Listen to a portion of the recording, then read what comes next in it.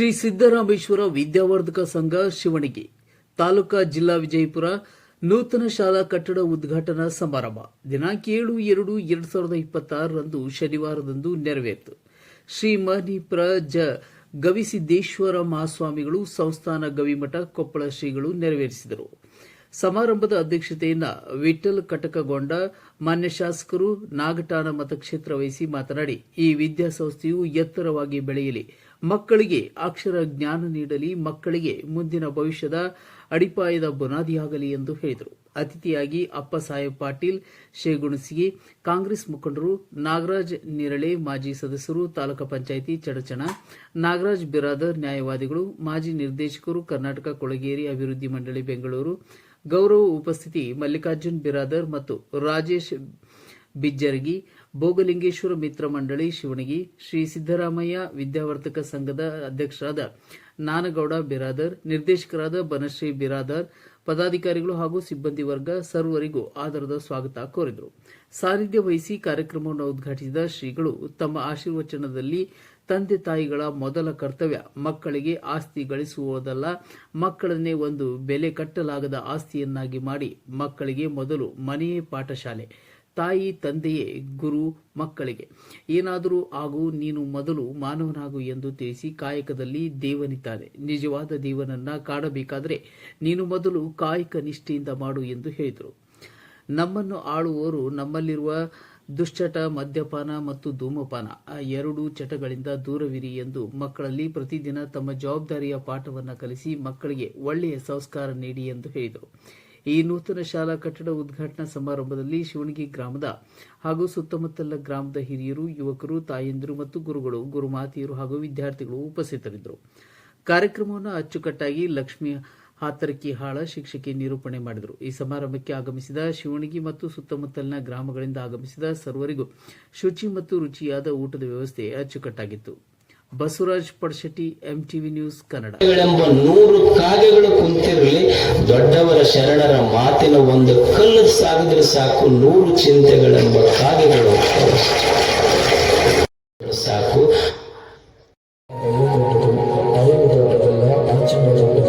ಅಧಿಕಾರ ದೊಡ್ಡದಲ್ಲ, ಅಭಿಮಾನ ದೊಡ್ಡದು, ಆಸ್ತಿ ದೊಡ್ಡದಲ್ಲ, ಆರೋಗ್ಯ ದೊಡ್ಡದು, ಸನ್ಮಾನ ದೊಡ್ಡದಲ್ಲ, ಸಂಸ್ಕಾರ ದೊಡ್ಡದು, ಹಣ ದೊಡ್ಡದಲ್ಲ, ಗುಣ ದೊಡ್ಡದು, ಮನೆ ದೊಡ್ಡದಲ್ಲ, ಮನ ದೊಡ್ಡದು, ವಿದ್ಯೆ ದೊಡ್ಡದಲ್ಲ, ಅನುಭವ ದೊಡ್ಡದು.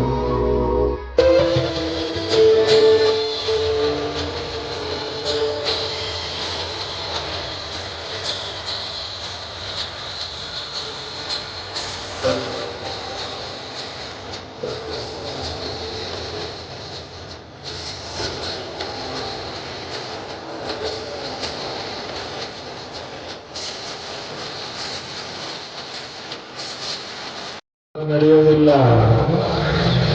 ಸ್ವಲ್ಪ ವಿದ್ಯಾ ಕಡಿಮೆ ಆದ್ರೆ ನಡೀತದೆ.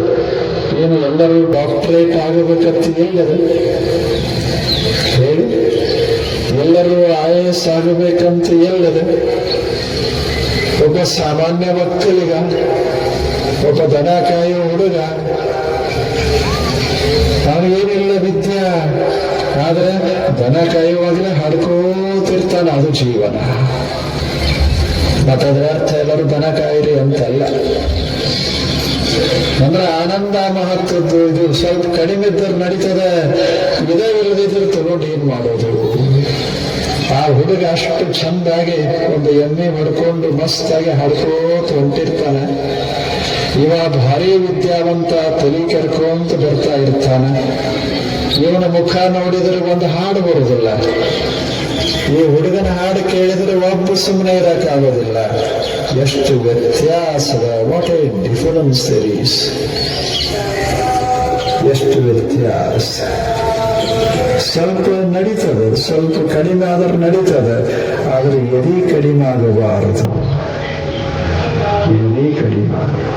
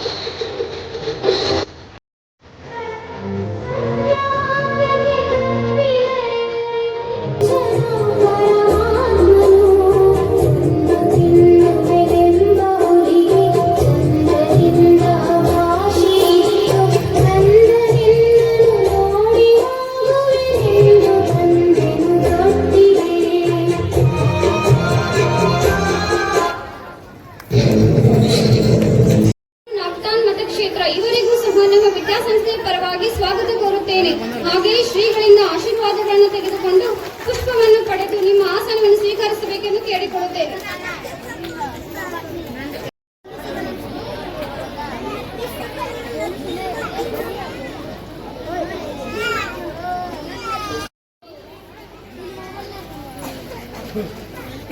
ಆದಂತಹ ಸನ್ಮಾನ್ಯ ಶ್ರೀ ಅಪ್ಪ ಸಾಹೇಬ್ ಬಿ ಪಾಟೀಲ್ ಶೇಗುನ್ಸಿ ಇವರಿಗೂ ಸಹ ನಮ್ಮ ಈ ವಿದ್ಯಾಸಂಸ್ಥೆಯ ಪರವಾಗಿ ಸ್ವಾಗತವನ್ನು ಕೋರುತ್ತೇನೆ.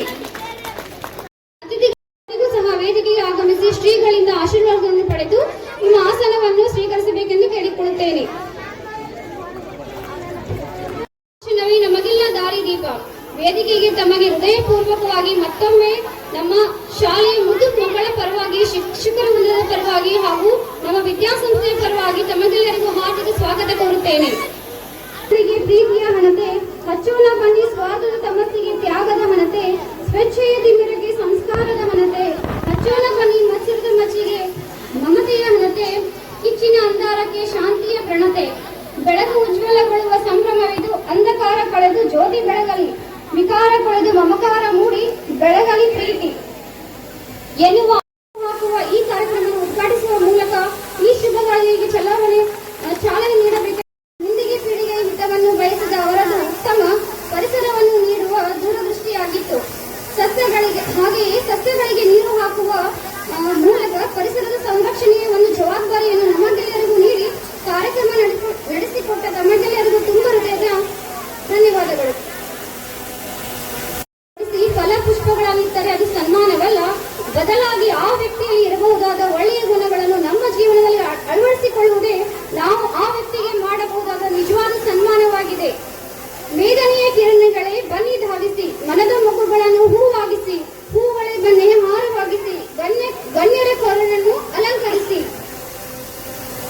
ಅಕ್ಷರ ಜ್ಞಾನಕ್ಕಿಂತ ಅರಿವಿನ ಜ್ಞಾನ ದೊಡ್ಡದು ಎಂದು ತಿಳಿಸಿ ಹೇಳಿದ ಮಹಾ ದಿವ್ಯ ಜ್ಞಾನಿಗಳು ಆದಂತಹ ಪರಮ ಪೂಜ್ಯ ಶ್ರೀಗಳು ನೆನಪಿನ ಕಾಣಿಕೆಗಳನ್ನು ತಮ್ಮ ಆಶೀರ್ವಾದಗಳೊಂದಿಗೆ ಉದ್ಘಾಟಿಸಬೇಕೆಂದು ಕಳಕಳಿಯಿಂದ ಕೇಳಿಕೊಳ್ಳುತ್ತೇನೆ.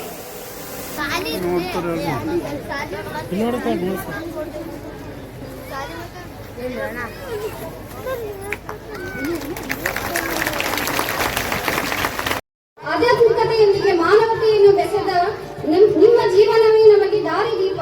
ನಿಮ್ಮ ಆಶೀರ್ವಾದವೇ ನಮ್ಮ ಬದುಕಿನ ಶಕ್ತಿ. ತ್ಯಾಗ, ತಪಸ್ಸು ಮತ್ತು ದೇವರ ಸೇವೆಯ ಪ್ರತೀಕವಾದ ಪರಮ ಪೂಜ್ಯ ಶ್ರೀ ಗವಿಸಿದ್ದೇಶ್ವರ ಶ್ರೀಗಳಿಗೆ ನಮ್ಮ ವಿದ್ಯಾಸಂಸ್ಥೆಯ ಅಧ್ಯಕ್ಷರು ಆದಂತಹ ಶ್ರೀ NK ಬ್ರದರ್ ಸರ್ ಇವರಿಂದ ವಿನಮ್ರ ಸನ್ಮಾನ ಹಾಗೂ ಮಾಲಾರ್ಪಣೆ.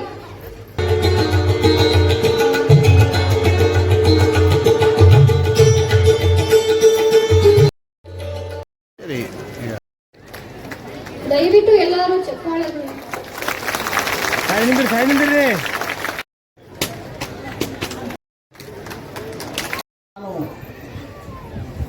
ಪ್ರಥಮದಲ್ಲಿ ಶ್ರೀ ಸಿದ್ದರಾಮೇಶ್ವರ ವಿದ್ಯಾವರ್ಧಕ ಸಂಘ ಶಿವಣಗಿಯವರಿಗೆ ಅಭಿನಂದನೆಗಳನ್ನ ಕೃತಜ್ಞತೆಗಳನ್ನ ಹೇಳಲಿಕ್ಕೆ ಇಚ್ಛೆಪಡ್ತಾ ಇದ್ದೀನಿ ನಾನು. ಯಾಕೆ ಅಂದರೆ ಈ ಸಂಸ್ಥೆ ಮುಂಬರುವಂತಹ ದಿನದಲ್ಲಿ ಇನ್ನೂ ಎತ್ತರಕ್ಕೆ ಬೆಳೀಲಿ ಅಂತ ಹಾರೈಸಿ, ಬಹುಶಃ ಇವತ್ತು ನಮಗ ದಿವ್ಯ ಸಾನ್ನಿಧ್ಯವನ್ನು ವಹಿಸಿದಂತಹ ಶ್ರೀಮನ್ ನಿರಂಜನ ಪ್ರಣವ ಸ್ವರೂಪಿ ಗವಿಸಿದ್ದೇಶ್ವರ ಮಹಾಸ್ವಾಮಿಗಳಲ್ಲಿ ನೋಡಿದ್ರ ಸಿದ್ದೇಶ್ವರ ಶ್ರೀಗಳ ನೆನಪಾಗ್ತೈತೆ ನಮಗೆ. ಪೂಜ್ಯ ಸಿದ್ದೇಶ್ವರ ಶ್ರೀಗಳು ಜಗತ್ತಿನಲ್ಲಿಯೇ ಕಿಸೆ ಇರಲಾರ್ದಂತ ಸ್ವಾಮಿಗಳು ಯಾರ್ಯಾರೇ ಇದ್ರೆ ಅದು ಸಿದ್ದೇಶ್ವರ ಶ್ರೀಗಳು ಅಂತ ನನ್ನ ಭಾವನೆ. ಜೊತೆಗೆ ಬಂಧುಗಳೇ, ನಾನು ಹೆಚ್ಚಿಗೆ ಮಾತನಾಡಲಾರದೆ, ಯಾಕಂದ್ರೆ ನನಗೂ ಚೆನ್ನಾಗಿ ಗೊತ್ತಿದೆ ನೀವೆಲ್ಲರೂ ಇಲ್ಲಿ ಬಂದದ್ದು ಶ್ರೀಗಳ ಆಶೀರ್ವಚನವನ್ನು ಕೇಳಿಕ್ ಬಂದಿದ್ದೀನಿ. ನಾನು ಸಹಿತ ಅದಕ್ಕಾಗೆ ಬಂದೀನಿ. ಇವತ್ತು ಸಾಕಷ್ಟು ಲಗ್ನ ಅದಾವ, ಆದರೂ ಸಹಿತ ಬಿಟ್ಟು ಇಲ್ಲಿ ಬಂದದ್ದು ಎದಕ್ಕಪ್ಪ ಅಂದ್ರೆ ಪರಮ ಪೂಜ್ಯರ ಆಶೀರ್ವಚನ. ಮತ್ತು ನಾನಂತೂ 2ನೇ ಬಾರಿ ಅವ್ರಿಗೆ ನೋಡ್ತಾ ಇರೋದು. ಒಮ್ಮೆ ಅವರು ನಾವು ಸಿದ್ದೇಶ್ವರ ನಾವು ನೀವು ಎಲ್ಲರೂ ಪುನೀತರಾಗೋಣ ಅನ್ನುವಂಥ ಮಾತನ್ನ ಹೇಳಿ, ಬಹುಶಃ 12ನೇ ಶತಮಾನದ ಶರಣರನ್ನ ನಾವು ನೋಡಿಲ್ಲ, ಆದ್ರೆ ಓದೀವಿ. ಹೀಗಿದ್ರು ಅಂತ ಏನಾದರೂ ಪ್ರತ್ಯಕ್ಷ ಪ್ರಮೇಯ ಅಂತೀವಲ್ಲ ನಾವು, ಅಥವಾ ಒಂದು ಯಾವುದೇ ಒಂದು ಇವತ್ತು ಅಂತ ಮಹಾನ್ ಚೇತನ ಇವತ್ತು ನಿಮ್ಮ ಮಧ್ಯದೊಳಗೆ ಅದಾರ. ಅದಕ್ಕೆ ಅವರಿಗೆ ಮತ್ತೊಮ್ಮೆ ನಮಿಸಿ ನಾನು ನನ್ನ ಮಾತನ್ನ ಮುಗಿಸ್ತಾ ಇದ್ದೀನಿ. ಅಂತ ನಮ್ಮ ಸನ್ಮಾನರಿಗೆ ತುಂಬ ಹೃದಯ ಧನ್ಯವಾದಗಳು. ನಮ್ಮ ಈ ನೂತನ ಶಾಲಾ ಕಟ್ಟಡ ಉದ್ಘಾಟನಾ ಸಮಾರಂಭದ ಕೇಂದ್ರ ಬಿಂದುಗಳಾದ ಪರಮ ಪೂಜ್ಯರಾದ ಶ್ರೀಗಳಿಂದ ಆಶೀರ್ವಚನಗಳನ್ನು ಕೇಳಲು ನಾವೆಲ್ಲರೂ ಕಾತರರಾಗಿ ಕಾಯುತ್ತಾ ಇದ್ದೇವೆ. ಹಾಗಾಗಿ ನಮ್ಮ ಶ್ರೀಗಳಲ್ಲಿ ನಾವು ಕಳಕಳಿಯಿಂದ ವಿನಂತಿಸಿ ಬೆಳೆದು ಹೆಮ್ಮರವಾಗಬೇಕಾದ್ರೆ ಅದರ ಹಿಂದೆ ಸಾಕಷ್ಟು ಶ್ರಮ ಇರ್ತದೆ. ಇವತ್ತು BLD ಅಂತ ಸಂಸ್ಥೆ ಇರ್ಬೋದು, KL ಇರ್ಬೋದು, ಬಸವೇಶ್ವರ ವಿದ್ಯಾವರ್ಧಕ ಸಂಘಗಳಿರ್ಬೋದು, ಅದರ ಹಿಂದೆ ಎಷ್ಟೋ ಕಾಣದ ಕೈಗಳ ಶ್ರಮ. ಬೀಳೂರು ಅಪ್ಪುಗಳಂಥವ್ರು, ಪಂಥನಾಳ ಶಿವೇಗಳಂಥವ್ರು, ಸಿದ್ಧಗಂಗೆಯ ಶಿವಕುಮಾರ ಮಹಾಸ್ವಾಮಿಗಳಂಥವ್ರು, ಎಷ್ಟು ಮಕ್ಕಳು ಓದಬೇಕು ಅನ್ನೋದು ಅವರ ಅಂತಃಕರಣದ ತುಡಿತ. ಅವರಿಗೊಂದು ಸತ್ಯ ಅರ್ಥ ಆಗಿತ್ತು. ಯಾಕಿಷ್ಟೆಲ್ಲ ಶ್ರಮವಹಿಸಿ ಅವರು ಆಗಿನ ಕಾಲದಲ್ಲಿ ವಿದ್ಯೆ ನೈವೇದ್ಯ ಆದ ಕಾಲದಲ್ಲಿ ಸಂಸ್ಥೆಗಳನ್ನು ಕಟ್ಟಲಿಕ್ಕೆ ಎಷ್ಟು ಶ್ರಮ ಪಟ್ಟರು. ಅವರಿಗೊಂದು ಸತ್ಯ ಅರ್ಥ ಆಗಿತ್ತು. ಏನು ಅಂದ್ರೆ ಭೂಮಿಗೆ ಬಿದ್ದ ಬೀಜ, ಮಕ್ಕಳು ಎದೆಯಾಗಿ ಬಿದ್ದ ಅಕ್ಷರ ಎಂದೂ ವ್ಯರ್ಥ ಆಗುವುದಿಲ್ಲ ಅನ್ನುವ ಸತ್ಯ ಕಲ್ಪಿಸಿದೆ. ಭೂಮಿಗೆ ಬಿದ್ದ ಬೀಜವೂ ಫಲ ಕೊಡ್ತದೆ, ಮಕ್ಕಳು ಎದೆಯಾಗಿ ಬಿದ್ದ. ಕೂಡ್ರಲ್ಲ ಪ್ಲೀಸ್, ಕುಂತ್ಬಿಟ್ರೆ ಒಂದ್ ಕಡೆ ಕುಂತ್ಬಿಟ್ರಿ. ಏನು ಫೋಟೋ ತೆಗಿಬೇಡ, ಸುಮ್ಮನೆ ಕುಂತು ಹೇಳ್ಬಿಟ್ರೆ 10 ನಿಮಿಷ ಮಾತಾಡಿ, ಅಂದ್ರೆ ಡಿಸ್ಟರ್ಬ್ ಆಗ್ತದೆ. ಭೂಮಿಗೆ ಬಿದ್ದ ಬೀಜ, ಎದೆಗೆ ಬಿದ್ದ ಅಕ್ಷರ ಎರಡು ಫಲ. ಇದನ್ನ ಈ ನಾಡಿನ ಹಿರಿಯರವಾಗ ಅಷ್ಟು ಮನಗಂಡಿದ್ರು. ಈಗಿನ ಕಾಲಕ್ಕೆ ಬಹಳಷ್ಟು ಸಂಸ್ಥೆಗಳು ಬೆಳೆದಿವೆ. ಯಾವಾಗ ಶಾಲೆ ಕಾಲೇಜುಗಳಿಗೆ 100 ಕಿಲೋಮೀಟರ್ ಹೋಗಿ ಓದಬೇಕಾಗ್ತಿತ್ತು, ಮುಂಬೈಗೆ, ಪುಣಾಕ, ಹೈದರಾಬಾದ್, ಬೆಂಗಳೂರಿಗೆ ಹೋಗಿ ಓದುವ ಕಾಲೇಜ್. ಅಂಥ ಸಂದರ್ಭದಲ್ಲೆಲ್ಲ ಮಕ್ಕಳಿಗೆ ಓದಿಸ್ಬೇಕನ್ನುವ ಅವ್ರ ಕನಸು ಎಷ್ಟು ದೊಡ್ಡದಿತ್ತು. ಅವರು ಶ್ರಮದ ಫಲವಾಗಿ ಇವತ್ತು 100 ಸಂಸ್ಥೆಗಳು. ಅಂಥ ತ್ಯಾಗದ ಹೃದಯ, ಅವ್ರ ಅಂತಃಕರಣ, ಮಕ್ಕಳು ಓದಬೇಕು ಅನ್ನೋದು ಬಹಳ ಎದೆಯಾಗಿತ್ತು. ನಮ್ಮ ಗುರುಗಳಿದ್ದರು ಮರಿಶಾಂತವೀರ ಮಹಾಸ್ವಾಮಿಗಳವರು. ಅವರು ಕಾಶ್ಯಾಗ 16 ವರ್ಷ ಓದಿದ್ರು. 16 ವರ್ಷ ಓದಿ ನಮ್ಮ ಕೊಪ್ಪಳ ಮಠಕ್ಕೆ ಅವರಿಗೆ ಪೀಠಾಧಿಪತಿಗಳು ಮಾಡಿದ್ರು 16ನೇ ಸ್ವಾಮಿಗಳು. ಅವ್ರು ಬಂದು ಹಳ್ಳ್ಯಾಗ ಹೋದಾಗೆಲ್ಲ ಅವಾಗಿನ ಕಾಲಕ್ಕೆ ಅಂದ್ರೆ ಸ್ವತಂತ್ರ ಸಿಗುವುದಕ್ಕಿಂತ ಮುಂಚೆ ಅವ್ರಂತಿದ್ರು, ನಾನೊಬ್ಬ ಓದಿ ಪಂಡಿತ ಆಗಿ ಬಂದೆ, ನನ್ನ ಮಠದ ಮಕ್ಕಳೆಲ್ಲ ನಿರಕ್ಷರಿಗಳದಾರಲ್ಲ ಅಂತ. ಅವಾಗ ಒಂದು ಫ್ರೀ ಹಾಸ್ಟೆಲ್ ತೆಗೆದ್ರು.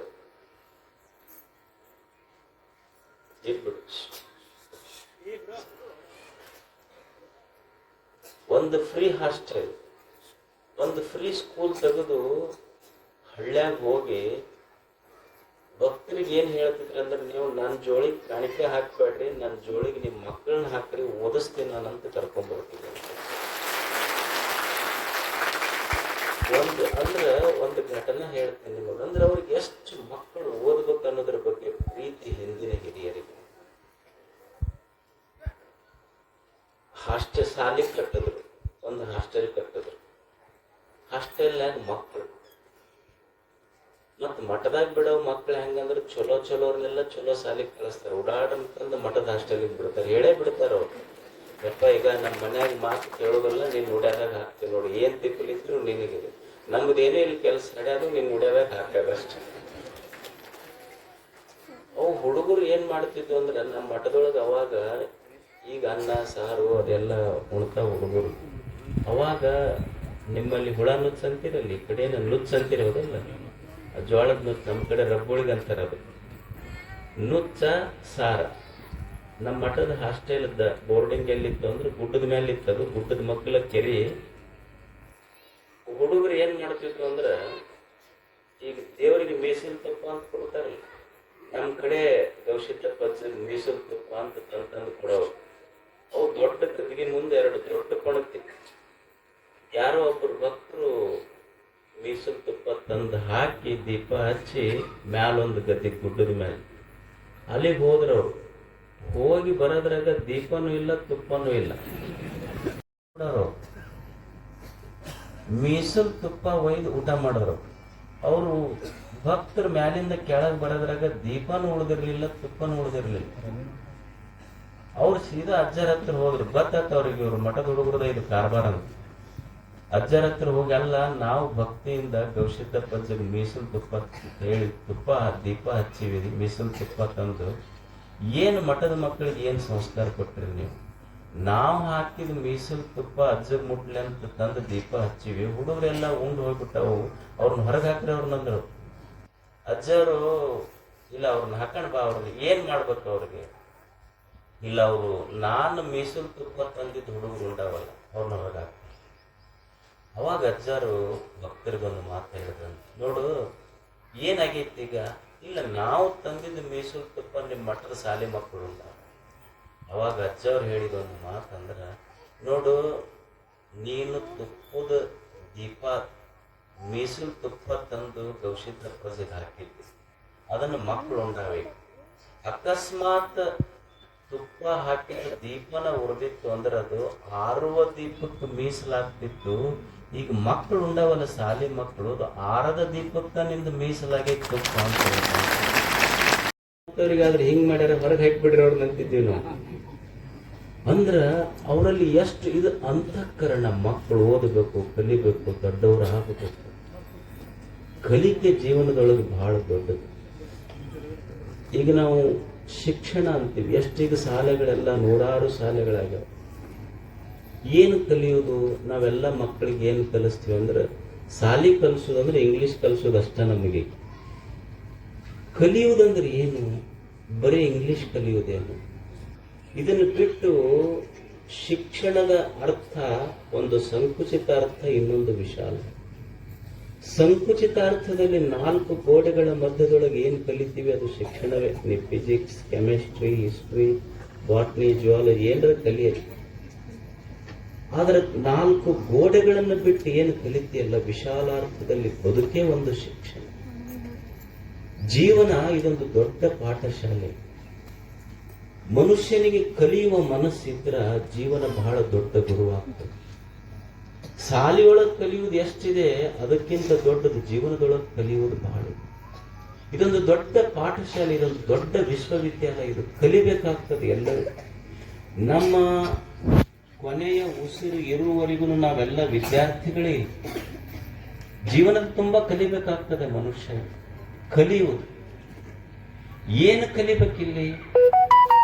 ಏನನ್ನ ಕಲಿಯುವುದು ಅಂದ್ರ, ನಮಗೆ ಕಲಿಯುವಂತ ಮನಸ್ಸಿತ್ತು ಅಂದ್ರ ಈ ಪ್ರಪಂಚವೇ ಗುರುವಾಗ್ತೈತೆ. ನಾ ಶಿಷ್ಯ ಆಗಬೇಕನ್ನುವ ಇಚ್ಛೆ ಇದ್ರೆ ಜಗತ್ತೇ ಗುರುವಾಗ್ತೈತೆ. ನನಗೆ ಜಗತ್ತ ಎದುರಿಗೆ ನಿಂತು ನನಗೆ ಕಲಿಸಬೇಕಂತೈತೆ.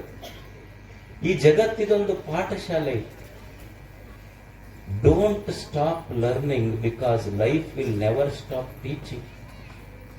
ಕಲಿಬಾರ್ದು ಅನ್ನೋದು ಬೇಡ ಅಂತ. ಜೀವನದೊಳಗೆ ಕಲಿಬೇಕಂತ ಅನ್ನುವ ಇಚ್ಛೆ ಇದ್ರೆ ಜೀವನವೇ ನಿನಗೊಂದು ಪಾಠಶಾಲೆ. ಈ ಜೀವನ ಇದೊಂದು ಡೊನೇಷನ್ ಇಲ್ಲದ ಪಾಠಶಾಲೆ ಇದೆ. ಈಗ ನಾವು ಶಾಲೆಯೊಳಗಾದ್ರೆ ಫೀಸ್ ಕೊಟ್ಟು ಕಲಿಬೇಕು. ಫೀಸ್ ಕೊಡದೇ ಇದ್ರೆ ನಮಗೆ ಕಲಿಯಕ್ ಆಗೋದಿಲ್ಲ. ಆದ್ರೆ ಜೀವನ ಹಂಗಿಲ್ಲ. There is no fees, there is no donation. Without donation it teaches life. ಈಗ ಶಾಲೆಗಾದ್ರೆ ನಾವು ಕೊಡಬೇಕು, ಇಲ್ಲಿ ಫೀಸ್ ಕೊಡ್ಬೇಕಾಗ್ತೈತಿ. ಇಲ್ಲ ಅಂದ್ರೆ ಶಾಲೆ ನಡೆಯುವುದಿಲ್ಲ, ಮಕ್ಕಳು ಓದಿಸೋರಿಗೆ ಕಷ್ಟ ಆಗ್ತೈತಿ. ಯಾವುದೋ ಒಂದು ಶಾಲೆಯೊಳಗ ಅವ್ರು ಗುರುಗಳು ಪಾಠ ಹೇಳ್ತಿದ್ರು.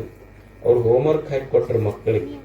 ಏನು ಅಂದ್ರೆ Taj Mahal is in Taj Mahal is in Hubballi ಅಂತ ಹಾಕಿ ಕೊಟ್ರ. ಅದು ಹುಡುಗ ಹಂಗ ಬೈಪಟ್ ಮಾಡ್ತಿತ್ತು. Taj Mahal is in Hubballi, Taj Mahal is in Hubballi ಮನ್ಯಾಗ ಬೈಪಟ್ ಮಾಡ್ತಿತ್ತು. ಅವ್ರ ಅಪ್ಪ ಸಿಟ್ಟು ಬಂದು, ಹಿಂಗ ಕಲಿಸ್ಯಾರ ನಿಮಗ್ ಸರ್, ತಾಜ್ ಮಹಲ್ ಹುಬ್ಬಳ್ಳಿಯಾಗ ಐತಂತ ಅದು ಮಗನ್ ಹಿಡ್ಕೊಂಡು ಬೆಳಿಗ್ಗೆ ಅದು ನೋಟ್ಬುಕ್ ತಗೊಂಡ ಬಂದ್ ಸರ್ ಅಂತ. ಅಲ್ಲ, ತಾಜ್ ಮಹಲ್ ಇನ್ ಹುಬ್ಬಳ್ಳಿ, ತಾಜ್ ಮಹಲ್ ಹುಬ್ಬಳ್ಳಿ ಅಂತ ಹೇಳಕತ್ತೀರಲ್ಲ, ಹುಬ್ಬಳ್ಳಿಯಾಗ ಐತಂತ ತಾಜ್ ಮಹಲ್ ಅಂತ. ಅವ್ರು ಸರ್ ಅಂದ್ರು, ಫೀಸ್ ಕಟ್ ಅಂತ 7 ತಿಂಗಳ ಫೋನ್ ಮಾಡಕತ್ತು, ಇನ್ನೂ ಬಂದಿಲ್ಲ ನೀ ಫೀಸ್ ಕಟ್ಟುವರೆಗೂ ತಾಜ್ ಮಹಲ್ ಹುಬ್ಬಳ್ಳಿಯಾಗ ಇರ್ತಿತ್ತು, ಕಟ್ಟಿಂದ ಆಗ್ರಹಕ್ಕೆ ಹೋಗುತ್ತದ. ನೀ ಫೀಸ್ ಕಟ್ಟದ ಮೇಲೆ ಆಗ್ರಹ ಅಲ್ಲಿ ಮಠ ಇಲ್ಲೇ ಇರ್ತೈತೆ ಅದು ಹುಬ್ಬಳ್ಳಿಯಾಗ.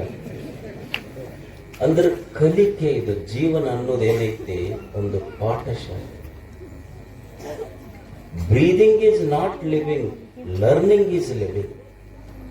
ಮನುಷ್ಯ ಉಸಿರಾಡ್ತೀವಲ್ಲ, ಉಸಿರಾಡುವುದು ಜೀವನ ಅಲ್ಲ, ಕಲಿಯುವುದು ಜೀವನ.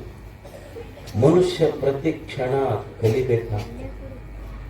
ಅಂಬೇಡ್ಕರ್ ಅವರು ಒಂದು ಚಲೋ ಮಾತು ಹೇಳಿದ್ರು. ನೋಡಪ್ಪ, ನಿನ್ನ ಹತ್ರ 2 ರೂಪಾಯಿ ಇದ್ರೆ 1 ರೂಪಾಯಿದು ಖರ್ಚು ಮಾಡಿ ಊಟ ಮಾಡಿ, 1 ರೂಪಾಯಿದು ಪುಸ್ತಕ ತಗೊಂಡಿಲ್ಲ. 1 ರೂಪಾಯಿ ಕೊಟ್ಟು ಊಟ ಮಾಡ್ತೀಯಲ್ಲ, ನಿನ್ನ ಜೀವನ ತಿಡ್ತೈತದ. ಮತ್ 1 ರೂಪಾಯಿ ಕೊಟ್ಟು ಪುಸ್ತಕ ತಗೊಂಡು ಓದಿ ಅಂದ್ರೆ ನಿನಗೆ ಹೆಂಗ್ ಜೀವಿಸಬೇಕು ಅಂತ ಕಲಿಸ್ತೈತದು. ಜೀವನ ಕಲಿಯಬೇಕಿರುತ್ತದೆ, ಕಲಿಯುವುದಿದೆ. ಇಲ್ಲಿ ಯಾವುದು ಕಲಿಯುವುದಿಲ್ಲ ಹೇಳಿ. ಬದುಕೇ ಒಂದು ಕಲಿಕೆ. ಕೆಲವಂ ಬಲ್ಲವರಿಂದ ಕಲಿ, ಕೆಲವಂ ಶಾಸ್ತ್ರಗಳಿಂದ ಕೇಳಿ, ಕೆಲವಂ ಮಾಳ್ಪವರಿಂದ ಕಂಡು, ಕೆಲವಂ ಸುಜ್ಞಾನದಿಂದ ನೋಡು, ಕೆಲವಂ ಸಜ್ಜನ ಸಂಘದಿಂದ ಎಲ್ಲ ಸರ್ವಜ್ಞನ ಕೊಂದ. ಹೆಂಗ ಕಲಿಯುವುದು ಮನುಷ್ಯ ಅಂದ್ರೆ ಬರೀ ಪುಸ್ತಕ ನೋಡಿಲ್ಲ, ಕೆಲವಂ ಬಲ್ಲವರಿಂದ ಕಲಿತು. ಎಷ್ಟು ಅವ್ರು ಚಲೋ ಮಾತು. ಕೆಲವೊಮ್ಮೆ ಎಲ್ಲವರಿಂದ ಕಲ್ತು ಅನ್ಬೇಕಾಗಿತ್ತು. ಕೆಲವೊಮ್ಮೆ ಬಲ್ಲವರಿಂದ ಕಲ್ತು. ಬಲ್ಲವರಂದ್ರೆ ಯಾರು? ಏನ್ ಲೇಬಲ್ ಹಚ್ಕೊಂಡು ಅಡ್ಡಾಡ್ತಾರ ಊರಾಗ. ಹೆಂಗ್ ಪಾರ್ಲೆ ಬಿಸ್ಕೆಟ್ಗಿದು ಪಾರ್ಲೆ ಬಿಸ್ಕೆಟ್, ಕೋಲ್ಗೇಟ್ಗಿದು ಕೋಲ್ಗೇಟ್ ಅಂತ ಇರ್ತೈತಿ. ಹಂಗ ಅವ್ರ ಹಣಿ ಮೇಲೆ ಇವ್ರು ಬಲ್ಲವ್ರಪ್ಪ ನಮ್ಮ ಊರಾಗ. ಬಲ್ಲವ್ರು ಅಂದ್ರೆ ಯಾರಂದ್ರ ಊರಾಗ ಬೆಂಕಿ ಹಚ್ಕೊಂತ ಅಡ್ಡಾಡವ್ರು ಬರಲ್ಲ. ಬಲ್ಲವ್ರು ಯಾರು? ಯಾರು ಬಲ್ಲವ್ರು ಅಂದ್ರ ನಮಗೇನು ಗೊತ್ತಾಗ್ತಿದ್ದ. ನಾವು ಕಣ್ಣು ಬಿಟ್ಟಾಗ, ಕಣ್ಣು ತೆಗೆದಾಗ, ಕಣ್ಣು ತೆಗೆದ ತಕ್ಷಣ ನೋಡಾಕ್ ಕಲಿಸ್ದವ್ರು, ನುಡ್ಯಾಕ್ ಕಲಿಸ್ದವ್ರು, ಕೈ ಹಿಡಿದು ನಡ್ಯಾಕ ಕಲಿಸಿದ ನಮ್ಮ ತಂದೆ ತಾಯಿಗಳೇ ನಮಗೆ ಮೊದಲು ಭೇಟಿಯಾದ ಬಲ್ಲವರು. ಅವರೇ ನಿಜವಾದ ಬಲ್ಲವರು. ಇದಕ್ಕಿಂತ ದೊಡ್ಡ ಬಲ್ಲವರು. ಅವೇನು ಸಾಲಿ ಕಲ್ತಿಲ್ಲ. ಬೆಳಿಗ್ಗೆ ಎದ್ದು ಚಂದ ದೋತ್ರ ಉಟ್ಕೋಬೇಕಂತ ಗೊತ್ತಿಲ್ಲ. ಹಿಂಗ ಗಂಡಗಚ್ಚಿ ಅಂತೀರಿ, ಏನಂತೀರಿ ನೀವು? ಅದಕ್ಕೆ ಹಾಕೊಂಡು ಹೋಗ್ತಾರ. ಹಾಕೊಂಡವನ ಬೆಳಿಗ್ಗೆ ಎದ್ದ ತಕ್ಷಣ ಹೊಲಕ್ಕೆ ಹೋಗ್ತಿರ್ತಾನೆ. ಅವನಿಗೆ ಸಾಲಿ ಗೊತ್ತಿಲ್ಲ, ಅಕ್ಷರ ಗೊತ್ತಿಲ್ಲ. ಸಾಲಿ ಕಲೀಲಾರ್ದಪ್ಪ ಅಕಸ್ಮಾತ್ ಮಗ ಕಟ್ಟಿ ಮೇಲ ಹಾಳ ಹರಟೆ ಮಾಡ್ಕೊಂತ ಕುಂತಿದ್ದ ಅಂದ್ರೆ ಬೈತಿರ್ತಾನಿಲ್ಲ ಮಕ್ಕಳಿಗೆ. ಅವನಿಗೆ ಏನ್ ಹೇಳ್ತಾನಪ್ಪ ಅಂದ್ರೆ ಏನೂ ಅವ ಸಾಲಿ ಕಲ್ತಿಲ್ಲ. ಅವ ಹೇಳುವ ಮಾತು ಎಷ್ಟು ದೊಡ್ಡದು ಅಂದ್ರೆ, ನೋಡು ಹೊಲಕ್ಕೆ ಹೋಗಲ್ಲಿ ಏನ್ ಮಂದಿ ಕೂಡ ಹುಡುಗರು ಕೂಡ ಹಾಳ ಹರಟೆ ಮಾಡ್ಕೊಂಡು ಕುಂತಿ ನೋಡು, ಮಂದಿ ಕೂಡ ಇದ್ದವ್ರು ಯಾರು ಉದ್ಧಾರ ಆಗಿಲ್ಲ. ಕಲಿ ತಮ್ಮ, ಸಾಲಿ ಕಲೀಲಾರದ ಅಪ್ಪ ಮಗನಿಗೆ ಏನು ಕಲಿಸ್ತಾನಂದ್ರೆ, ನೋಡು ಮಂದಿಗೆ ನಂಬಿ ಕೆಟ್ಟವ್ರದಾರ, ಹೊಲಕ್ಕೆ ಹೋಗು, ಮಣ್ಣಿಗೆ ನಂಬಿ ಕೆಟ್ಟವ್ರಿಲ್ಲ ಭೂಮಿ ಮೇಲೆ ಅಂತ ಸಾಲಿ ಕಲೀಲಾರ್ದ ಅವ್ರಿಗೆ ಏನು ಗೊತ್ತಿತ್ತು ಕಲಿಸಬೇಕಾಗ್ತದೆ. ಮಕ್ಕಳು ತಂದೆ ತಾಯಿ ಕಲಿಸುವ ಮಾತಷ್ಟು ಬೇಕು. ಒಂದು ಹಳ್ಳಿ ಇತ್ತು. ಈ ಮಾವಿನ ಹಣ್ಣಿನ ಸೀಸನ್ ಬಂತು. ಮಾವಿನ ಹಣ್ಣಿನ ಸೀಸನ್ ಬಂದಾಗ ಊರ್ ಯಾವ ರಾಜರು ಆಳಕತ್ತಿಲ್ಲ. ಈಗ ಆಳವ್ರ 2 ರಾಜರು, ಒಂದು ಸ್ಮೋಕಿಂಗ್, ಇನ್ನೊಂದು ಡ್ರಿಂಕಿಂಗ್. ಇವ್ರಿಬ್ರ ರಾಜರು ಆಳಕತ್ತಾರ. ಅಂದ್ರೆ ಕಲಿಯುವ ಮನಸ್ಸಿತ್ತು ಅಂದ್ರ ಇಡೀ ಪ್ರಪಂಚವೇ ನಮಗೊಂದು ಪಾಠಶಾಲೆ. ಅದಕ್ಕೆ ಜೀವನ ಅಂದ್ರ ಒಳ್ಳೆಯದನ್ನು ಕಲಿಯುವುದು. ನಮ್ಮ ಹಿಂದೆ ಗುರುಕುಲಗಳಲ್ಲಿ ಕಲಿಸಿದ್ದೆರಡೇ, ಸ್ವಾಧ್ಯಾಯ ಪ್ರವಚನಾಭ್ಯಾಂ ನ ಪ್ರಮದಿತ. ಜೀವನದೊಳಗೆ ವಿದ್ಯಾರ್ಥಿ ಗುರುಗಳು ಹೇಳಿ ಕಳಿಸಿದ ಮಾತು ಏನಂದ್ರೆ, ನೋಡಪ್ಪ, ಜೀವನದೊಳಗೆ ಏನಾದರೂ ಇದ್ದರೆ ಒಳ್ಳೆಯದನ್ನು ಕಲಿಯುವುದು, ಒಳ್ಳೆಯದನ್ನು ಕಲಿಸುವುದು. ಒಳ್ಳೆಯದನ್ನು ಕಲಿಬೇಕು, ಒಳ್ಳೆಯದನ್ನು ಕಲಿಸಬೇಕು. ಅದು ನಿರಂತರವಾಗಿ ಈ ಜೀವನ ಒಂದು ಪಾಠಶಾಲೆಯಾಗಿ ಕಲಿಬೇಕು ಮನುಷ್ಯ ಅನ್ನುವಂಥ ಮಾತು ಹೇಳಿ ಇಲ್ಲೊಂದು ಗುಡ್ಡ